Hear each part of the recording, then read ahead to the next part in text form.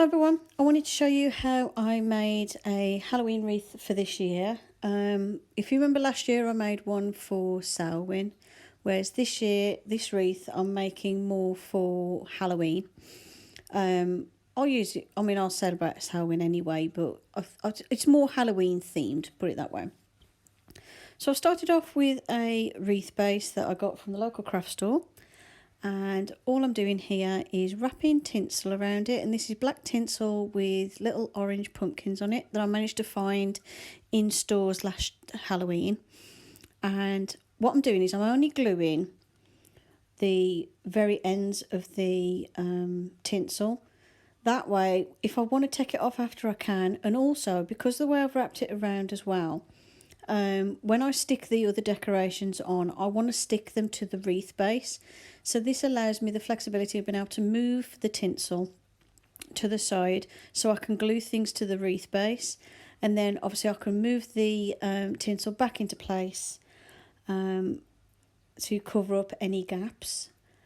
And I wrapped plenty around. I wrapped 2 pieces around so it was nice and floofy, like so.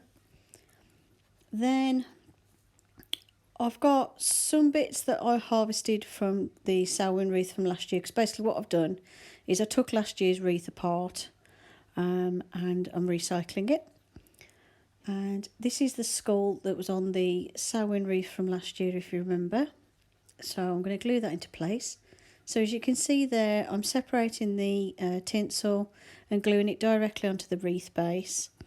And then obviously you have to put extra glue on, make sure you put plenty of glue on, and just hold the skull in the position you want it to be in just for a little bit, just to make sure that that hot glue has started to cool, because I wanted the skull facing forward, so obviously it means I've just got to hold on to it for a little bit until the glue's set.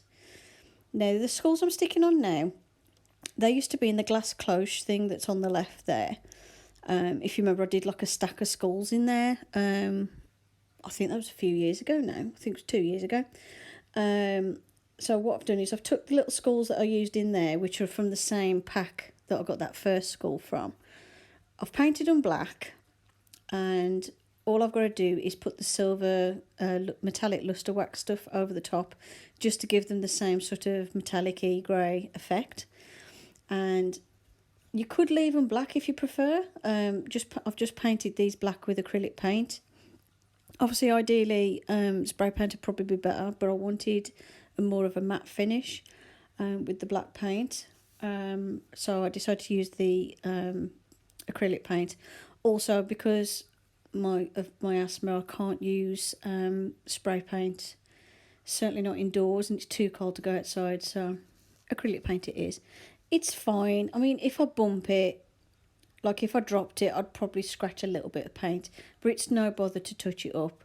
I mean, the one, if you look at the top skull, which is from last year, that's survived a year in storage, perfectly fine, and there's no paint missing off it, so it works, it's fine. So here I'm just having to think about what decorations I want to add to the wreath, and I was going to use my 2 glittery pumpkins from the other wreath from last year, but I decided to go with this black and silver decorations and just the tinsel base.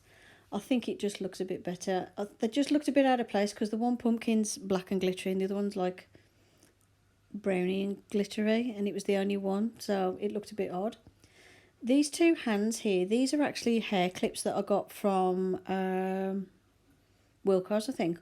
They're only about £1 for a pack. I'm sure they're only £1. And they're actually hair clips, and what I've done is I've just broke the clip off the bottom and snipped off any excess plastic and then painted them black. And this little bat was in a bag I got from the range, I think it was, and it was only £3, and it came with like a little skull, a little skeleton, some rats, there was a couple of bats, spider, that sort of thing. It was like in a little bag, which will have been in one of my previous Halloween hauls that you'll have seen recently. And I thought that fitted perfectly at the bottom. And then here I've got once I've glued everything in place, I've got these micro LEDs, and I wanted this wreath to light up this year, so I added these little micro LEDs. And what I like about these is because they're quite small and the wire's fine, you wrap it around, and when you've got the wreath on the wall, you can hardly tell that the lights are there unless you've got the lights on. So I like the fact that the lights don't take away, like the wire doesn't take away from the look of the wreath. Obviously, if I was using like a bigger set of lights, like obviously again plug-in lights, because you need something that doesn't produce heat. Obviously what I'd have done is put them on first probably, and then put the tinsel around, or put the tinsel on, wrap them around and use the tinsel to hide the wires. But I find by using the micro LEDs I can do it this way. And again, I just wrap them around. I wrap them around twice, and then because it's like a thin wire that connects them all together, all I did is at the back is I just looped through another piece of wire at the back, and then just bent the end of the wire over.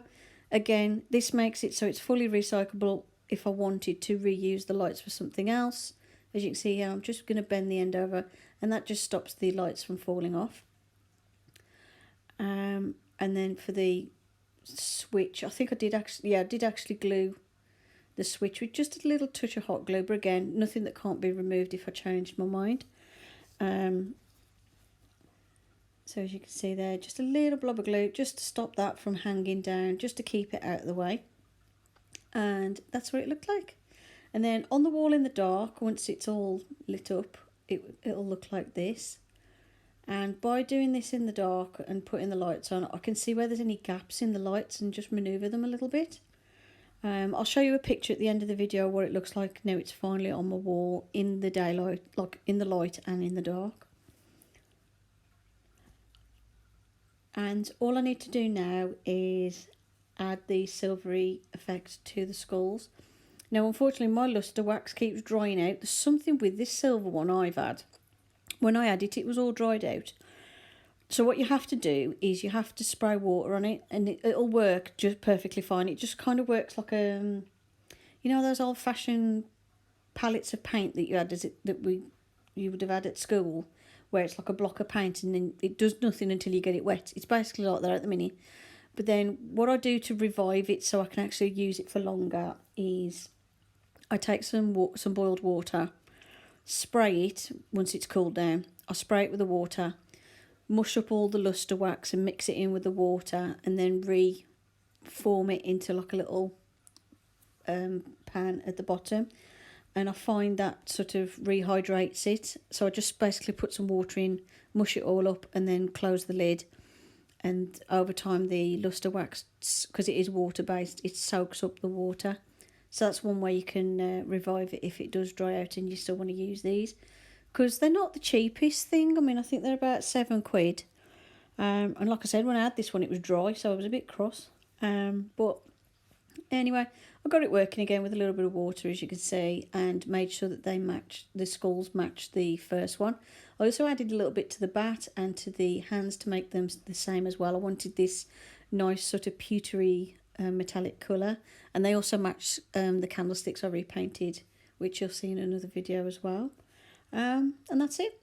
Hope you enjoyed the video. Thank you for watching, and I'll see you in the next one. Bye for now.